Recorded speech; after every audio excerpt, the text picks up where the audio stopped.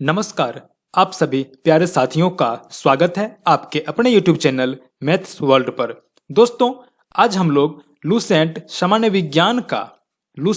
विज्ञान का फिजिक्स का हम लोग लेक्चर नंबर 41 देखने वाले हैं। दोस्तों, आज का लेक्चर है 41 और दोस्तों आज हम लोग ऊष्मा यानी हीट का 5वां पार्ट देखेंगे। आज का टॉपिक रहेगा न्यूटन का शीतलन नियम, किरचॉफ का नियम, स्टीफन का नियम, ब्लैक बॉडी यानी कृष्ण पिंड और गैसों का गतिज सिद्धांत क्या है। दोस्तों, सारा टॉपिक आज का बहुत ही इंपॉर्टेंट रहेगा, इसलिए वीडियो को अंत तक देखना। और दोस्तों, अगर आज का वीडियो आप पूरा देख लेते हैं तो जितने भी टॉपिक मैं आज बताऊंगा, सारे टॉपिक से अगर आपका क्वेश्चन आता है तो आपको आसानी से सॉल्व हो जाएगा। और दोस्तों, अगर आप हमसे पहली बार जुड़ रहे हैं तो मैं अपने बारे में बता दूं, मैं अभी वेस्टर्न रेलवे में स्टेशन मास्टर के पद पर कार्यरत हूं।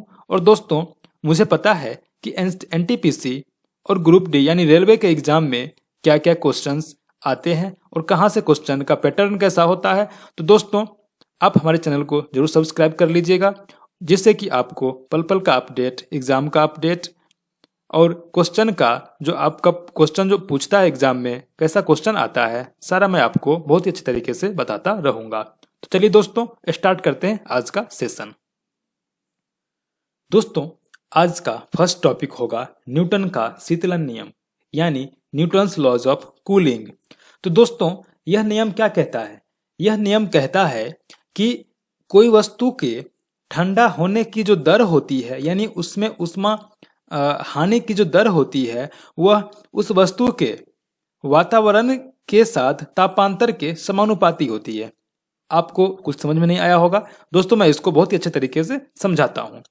इसमें कह रहा है कि इस नियम के अनुसार किसी वस्तु में विकिरण द्वारा उष्मा का क्षय होने की दर उस वस्तु और वातावरण के तापमान के अंतर का समानुपाती होता है। तो दोस्तों, अगर कोई वस्तु है, कोई छड़ है, मान लेते कोई छड़, हमने इसको गर्म कर दिया कितना डिग्री तक? इसको गर्म कर दिया 90 डिग्री सी, ठीक है, और वातावरण का तापमान है 30 डिग्री सी। हमने छड़ को गर्म किया 90 डिग्री सी पर और वातावरण का तापमान कितना है? 30 डिग्री सी। तो तापांतर यानी ताप का अंतर निकालेंगे तो 90 में से 30 घटाएंगे तो कितना हो जाएगा? 60। अभी तापांतर कितना है? 60 है। और अगर इसका तापमान ठंडा होकर के हो गया 80 डिग्री सी, अब जो छड़ का तापमान 80 डिग्री सी हो गया और वातावरण तापमान 30 है, तो अब अंतर कितना हो जाएगा? अब अंतर हो जाएगा 50 डिग्री सी। ठीक है दोस्तों, पहले था अंतर तापांतर 60, अब तापांतर हो गया कितना? 50। तो इसमें कह रहा है कि उष्मा क्षय होने की दर यानी उष्मा कितनी क्षय होना चाहिए, वह जो है वह उस वस्तु के और वातावरण के तापमान के अंतर के समानुपाती होता है। यानी कहने का मतलब हुआ कि अगर तापांतर ज्यादा है तो उष्मा की क्षय होने की दर ज्यादा होगी और तापांतर यदि कम है तो उष्मा के क्षय होने की दर कम होगी। यानी कोई वस्तु जितना ज्यादा गर्म होगा उतना ही जल्दी जल्दी वह ठंडा होगा, लेकिन जैसे ही यह ठंडा होते जाएगा उसके ठंडा होने की दर जो है वो कम होती जाएगी। 90 डिग्री सी तापमान था पहले, तो वह जल्दी जल्दी ठंडा हुआ और धीरे धीरे अगर उसका तापमान अब 80 हो गया तो अब वो धीरे धीरे ठंडा होगा। 70 होगा तो और धीरे धीरे ठंडा होगा। यानी दोनों का तापमान जो है, इसका अगर 30 है वातावरण का तो इसका भी 30 हो जाएगा, तो फिर ठंडा होना बंद हो जाएगा। यानी दोस्तों, न्यूटन का शीतलन नियम कहता है कि कोई वस्तु जिसमें उष्मा की क्षय हो रही है यानी उष्मा जिसमें कम यानी उष्मा जिससे बाहर निकल रहा है यानी ठंडा हो रहा है, तो वह ठंडा होने की दर जो है यानी कितना तेजी से ठंडा होगा, वह जो है वस्तु का तापमान और वातावरण के तापमान के अंतर के समानुपाती होता है। यानी तापांतर जितना ज्यादा होगा वस्तु उतनी तेजी से ठंडी होगी और तापांतर जितना कम होगा वस्तु उतना धीरे धीरे ठंडा होगी। ठीक है दोस्तों, अतः एक गर्म वस्तु द्वारा 90 डिग्री सी से 80 डिग्री सी तक ठंडा होने में लगा समय जो है वह 40 डिग्री से 30 डिग्री तक ठंडा होने में लगे समय से कम होगा। ठीक है दोस्तों, अगर वातावरण का तापमान 30 डिग्री सी है तो तापांतर 90 और 30 का तापांतर कितना होगा? 60 होगा। और वही 40 और 30 का तापांतर 10 होगा। तो तापांतर किस में ज्यादा हो रहा है? 90 डिग्री सी में तापांतर ज्यादा हो रहा है, तो उसमें समय जो है सो कम लगेगा। और दोस्तों ये 40 और 30 के बीच में तापांतर 10 है, तो इसमें क्या होगा? समय ज्यादा लगेगा। ठीक है, चलिए अब आगे बढ़ते हैं। आगे कह रहा है नोट में कि विकिरण द्वारा किसी वस्तु से क्षय होने वाली उष्मा की दर वस्तु और उसके आसपास के वातावरण के तापांतर के साथ साथ वस्तु के पृष्ठ की प्रकृति और पृष्ठ के क्षेत्रफल पर भी निर्भर करता है। न्यूटन का शीतलन नियम क्या कहता था दोस्तों? कि ताप यानी ये जो उष्मा की जो क्षय होने की दर है वह तापांतर के समानुपाती होता है, लेकिन उसके साथ साथ वस्तु के पृष्ठ के प्रकृति पर भी जो है सो उष्मा का क्षय निर्भर करता है और पृष्ठ के क्षेत्रफल पर भी उष्मा का क्षय निर्भर करता है। चलिए आगे बढ़ते हैं। अब दोस्तों आज का दूसरा टॉपिक है विकिरण का उत्सर्जन व अवशोषण। दोस्तों मैंने आपको जब उष्मा का सेकेंड पार्ट पढ़ा रहा था, यानी जिसमें हमने आपको बताया था कि ताप को किस किस यंत्र से मापते हैं, थर्मामीटर के बारे में पढ़ाया था, उसमें मैंने आपको बताया था कि वस्तु को गर्म करने, बहुत ज्यादा गर्म करने के बाद उससे क्या होता है कि रेडिएशन निकलता है। उससे क्या होता है? रेडिएशन निकलता है। तो उसी का हम लोग आज यहाँ पर यूज करने वाले हैं। तो उत्सर्जन क्षमता, जो रेडिएशन है वह कितना निकलना चाहिए, वह उसी को कहते हैं रेडिएशन क्षमता। तो वस्तु के प्रति एकांक पृष्ठ से प्रति एकांक समय में उत्सर्जित विकिरण ऊर्जा को मात्रा को उस वस्तु की क्या कहते हैं? उत्सर्जन क्षमता कहते हैं। विकिरण उत्सर्जित किससे होगा? जो वस्तु बहुत ज्यादा गर्म होगा, और जितनी मात्रा में विकिरण ऊर्जा उत्सर्जित होगी एकांक समय में और एकांक क्षेत्रफल पर, तो उसी को क्या कहते हैं? उत्सर्जन क्षमता। ठीक है दोस्तों, चमकदार तथा श्वेत तल से उष्मा का उत्सर्जन बहुत कम होता है। चमकदार और श्वेत तल से उष्मा का उत्सर्जन बहुत ही कम होता है। ठीक है दोस्तों, ये बहुत ही इंपॉर्टेंट लाइन है। उष्मा का उत्सर्जन जो है तो चमकदार और श्वेत यानी उजला सतह से बहुत ही कम होता है। अब देखेंगे कृष्ण पिंड यानी ब्लैक बॉडी क्या होती है। ब्लैक बॉडी क्या होती है?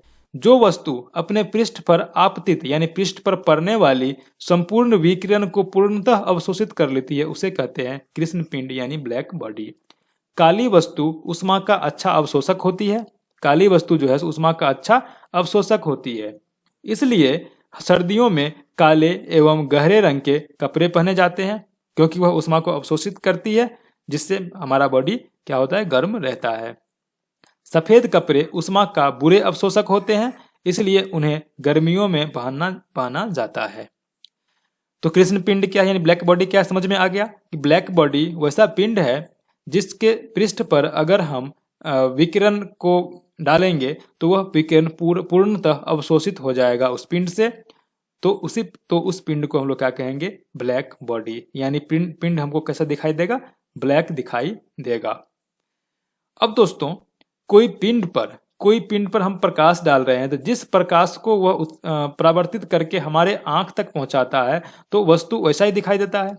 अगर जो प्रकाश पड़ रहा है उसमें से किसी भी प्रकाश को हमारे आंख तक परावर्तित न करे तो वह बॉडी कैसा दिखाई देता है?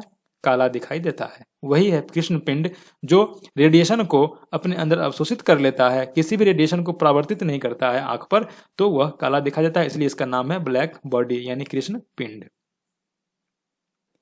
अब दोस्तों उष्मा से संबंधित जो साइंटिस्ट थे किरचॉफ, उन्होंने उष्मा के अवशोषण और उत्सर्जन से संबंधित एक नियम दिया था जिसे किरचॉफ का नियम कहते हैं, यानी किरचॉफ्स लॉ कहते हैं।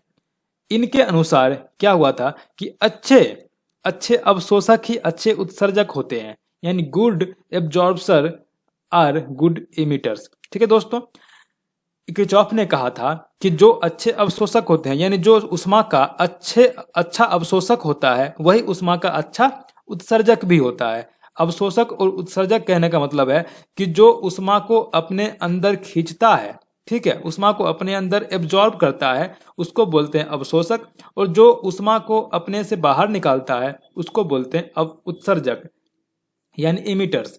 ठीक है दोस्तों, तो जो अच्छे उत्सर्जक होते हैं, जो पिंड अच्छे अवशोषक होते हैं, वही पिंड अच्छे उत्सर्जक भी होते हैं। ठीक है दोस्तों, तो चलिए आगे बढ़ते हैं। अब दोस्तों, इस नियम का उपयोग करके हमारे दैनिक जीवन में बहुत सारे बर्तन बनाए जाते हैं। जैसे हमारे दैनिक जीवन में प्रयोग में लाए जाने वाले कई बर्तन किरचॉफ के नियम के अनुसार बनते हैं। जैसे में थर्मस के बाहरी एवं भीतरी दोनों सतहों को चमकदार बनाया जाता है, क्योंकि सफेद एवं चमकदार सतह उष्मा की बुरी अवशोषक होती है। सफेद और चमकदार सतह जो है सो उष्मा का बहुत ही बुरा अवशोषक होता है। जो दोस्तों बुरा अवशोषक है तो वह बुरा उत्सर्जक भी होगा, इसलिए उष्मा की हानि बहुत कम होती है और थर्मस में प्रायः पानी या दूध या चाय जो भी हो वो गर्म बहुत देर तक रहता है। चाय के प्याले की सतह भी चमकदार एवं सफेद इसी कारण से बनाई जाती है, क्योंकि वह उष्मा का उत्सर्जक कम करे और चाय जो है सो ज्यादा देर तक प्याले में गर्म रहे। ठीक है दोस्तों, चलिए आगे बढ़ते हैं। अब दोस्तों देखेंगे हम लोग स्टीफन का नियम। स्टीफन जो थे एक साइंटिस्ट, उन्होंने एक नियम दिया था, वही उत्सर्जन से संबंधित नियम दिया था, उष्मा के उत्सर्जन से संबंधित नियम दिया था। उन्होंने कहा था कि किसी वस्तु के इकाई तल से उत्सर्जित विकिरण ऊर्जा की दर E उसके परम ताप T के चौथे घात के अनुक्रमानुपाती होता है। यानी कोई सतह है, ठीक है दोस्तों, ये कोई सतह है, तो इससे जो विकिरण ऊर्जा उत्सर्जित होगी, इसके इकाई क्षेत्र से जो विकिरण ऊर्जा उत्सर्जित होगी E, वह इसके परम ताप के चौथे घात के समानुपाती होता है। ठीक है दोस्तों, परम ताप के चौथे घात के समानुपाती होता है। और दोस्तों मैंने आपको बार बार बताया है कि समानुपाती का चिन्ह हटा करके अगर हम लोग बराबर लगाते हैं तो एक कांस्टेंट टर्म लगता है। कोई भी कांस्टेंट टर्म यहाँ पर ऐड कर सकते हैं। यहाँ पर कांस्टेंट टर्म हम लोगों ने रो ऐड किया, और रो जो है, इस रो को यहाँ पर बोलते हैं स्टीफन कांस्टेंट, यानी स्टीफन नियतांक। ठीक है दोस्तों, तो आपको एग्जाम में इससे क्वेश्चन इस प्रकार से आएगा। आपके एग्जाम में पूछा जाएगा कि स्टीफन का नियम कौन सा है। आपको 4 ऑप्शन दे देगा। एक ऑप्शन दे देगा आपको E समानुपाती T पर पावर Q, एक दे देगा E समानुपाती T स्क्वायर, एक दे देगा E समानुपाती T4 और एक दे देगा E समानुपाती T पर पावर 5। तो आपका आंसर हो जाएगा E समानुपाती T पर पावर 4। ठीक है दोस्तों, इस टाइप से आपका क्वेश्चन आएगा एग्जाम में। चलिए अब आगे बढ़ते हैं। अब दोस्तों हम लोग एक नया टॉपिक देखेंगे, गैसों का प्रसार, यानी गैसों का गतिज सिद्धांत, यानी काइनेटिक थ्योरी ऑफ गैसेस। तो दोस्तों सबसे पहले मैं आपको बता दूं कि कोई गैस है, किसी बर्तन में गैस को बंद करके हम लोग रखते हैं, तो गैस क्या होता है, गैस का जो छोटा छोटा अणु होता है, गैस का जो छोटा छोटा कण होता है, वह क्या होता है कि इधर उधर चलते रहता है। ठीक है दोस्तों, यह एक जगह स्थिर नहीं होता है। ठीक है दोस्तों, और यह जो चलता रहता है, गैसों का जो कण है यह चलता रहता है। इसी के सिद्धांत को क्या कहते हैं, गैसों का गतिज सिद्धांत। गैस जो है गति में होती है, तो इसको क्या कहते हैं, गैसों का गतिज सिद्धांत। और सबसे पहले गैसों के व्यवहार का सैद्धांतिक अध्ययन किसने किया था, 1738 ईस्वी में जेम्स बर्नौली ने किया था। गैसों का जो गतिज सिद्धांत है उसका सबसे पहले सैद्धांतिक अध्ययन किसने किया था, 1738 ईस्वी में जेम्स बर्नौली ने किया था। उसके बाद सन 1860 और 1890 के बीच बोल्ट्जमान, मैक्सवेल और क्लॉसियस ने भी इसका अध्ययन किया था, और इन्होंने अपना अपना मॉडल दिया था। गैसों के गतिज सिद्धांत से संबंधित अपना अपना मॉडल दिया था। और दोस्तों इन्हीं सबको मिला करके गैसों का एक व्यापक सिद्धांत उभर कर सामने आया, जिसे हम लोग गैसों का गतिज सिद्धांत यानी काइनेटिक थ्योरी ऑफ गैसेस कहते हैं।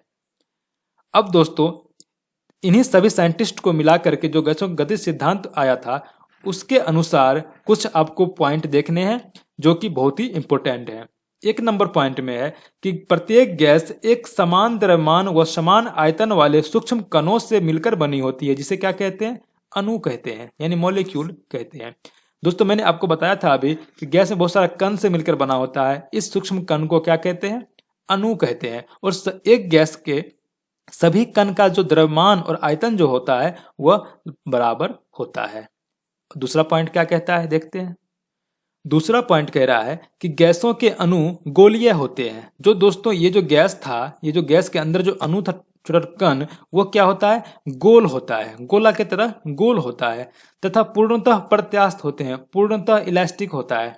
ठीक है दोस्तों, अतः परस्पर टकराने के बाद भी उनकी ऊर्जा में कोई कमी नहीं आती है। इलास्टिसिटी मैंने आपको पढ़ाया था, आप लोग जाकर के चैप्टर में देख सकते हैं कि इलास्टिसिटी यानी प्रत्यास्थता क्या होती है। और दोस्तों यहाँ पर जो है गैस का जो कण है यानी अणु जो है वो पूर्णतः इलास्टिक होते हैं, पूर्णतः प्रत्यास्थ होते हैं, जिससे क्या होता है कि परस्पर टकराने के बाद भी इनकी ऊर्जा में कोई कमी नहीं आती है, यह बराबर गति करते रहते हैं। 3 नंबर पॉइंट में कह रहा है कि गैस के अणु लगातार पात्र की दीवारों में टकराते रहते हैं, जिससे पात्र की दीवारों पर दाब उत्पन्न होता है। इसे ही क्या कहते हैं, गैसीय दाब कहते हैं। जैसे कोई पात्र में गैस भरा हुआ है, ठीक है, कोई पात्र में गैस भरा हुआ है तो क्या होता है, गैस जिगजैग मोशन में गति करते रहता है, तो क्या होता है कि बार बार दीवार से टकराता है इसका कण, जिससे क्या होता है कि दीवार पर एक प्रेशर बनता है और इस प्रेशर को ही क्या कहते हैं, गैसीय प्रेशर यानी गैसीय दाब कहते हैं। गैस से जो प्रेशर बनता है उसको क्या कहते हैं, गैसीय प्रेशर यानी गैसीय दाब। अब दोस्तों आगे पॉइंट में क्या कह रहा है, आगे 4 नंबर पॉइंट में कह रहा है कि गैस की अणुओं में परस्पर आकर्षण एवं विकर्षण नहीं होता है, अतः गैस के अणु की स्थिति ऊर्जा शून्य होती है। गैस का अणु जो है एक दूसरे के बीच न आकर्षित होता है और न प्रतिकर्षित होता है, अपने ऑटोमेटिक इधर उधर यह सब घूमते रहता है। इस एक दूसरे से इसको आकर्षण प्रतिकर्षण नहीं होता है। इसको अगर खुला छोड़ देंगे तो यह चारों तरफ फैल जाएगा। ठीक है दोस्तों, 5 नंबर में कह रहा है कि गैस के अणुओं की गतिज ऊर्जा गैस के परम ताप के अनुकर्मानुपाती होती है। गैस का अणु का जो काइनेटिक एनर्जी है वह उसके परम ताप के अनुकर्मानुपाती होती है। ठीक है दोस्तों, यानी अगर हम गैस का ताप बढ़ाएंगे तो गतिज ऊर्जा बढ़ जाएगी, यानी जो गैस का जो कण गति कर रहा था वह गति और तेज गति से करने लगेगा, और गैस का ताप अगर हम लोग कम करेंगे तो गतिज ऊर्जा कम हो जाएगी, यानी गति जो है कर रहा है यह धीरे धीरे करने लगेगा। ठीक है, 6 नंबर में कह रहा है कि गैसीय अणुओं का वास्तविक आयतन गैस के संपूर्ण आयतन की तुलना में नगण्य होता है। अब दोस्तों गैस इतना बड़ा गैस बर्तन में बंद है तो छोटा सा कण है, गैस का जो अणु है छोटा सा कण होता है, इसका जो एक अणु का जो आयतन होगा पूरे गैस के आयतन की तुलना में नगण्य होगा या नेग्लिजिबल होगा, बहुत ही कम होगा। ठीक है, तो वही कह रहा है यहाँ पर 6 नंबर पॉइंट में। तो दोस्तों उम्मीद करता हूँ आज का वीडियो आप लोगों को पसंद आया होगा, बहुत ही अच्छा लगा होगा। अगर थोड़ा सा भी दोस्तों हेल्पफुल लगा है तो जरूर चैनल को सब्सक्राइब कर लीजिए। और दोस्तों अगर आप